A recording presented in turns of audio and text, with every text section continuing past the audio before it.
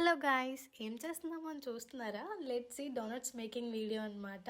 And మా college లో అయితే ప్రీ పొంగల్ సెలబ్రేషన్స్ చేశారనమాట. సో అందులో మాకు ఫుడ్ ఫెస్ట్ కండక్ట్ చేశారు. సో ఫుడ్ ఫెస్ట్ లో మా ఫ్రెండ్ పార్టిసిపేట్ చేసింది, డోనట్స్ అయితే ప్రిపేర్ చేసింది.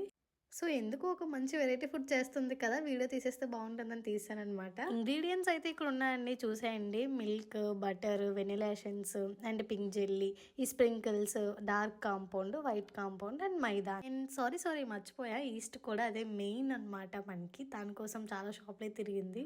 సో వేడి పాలలో కొంచెం షుగర్ పౌడర్ అండ్ ఇది మెయిన్ ఈస్ట్.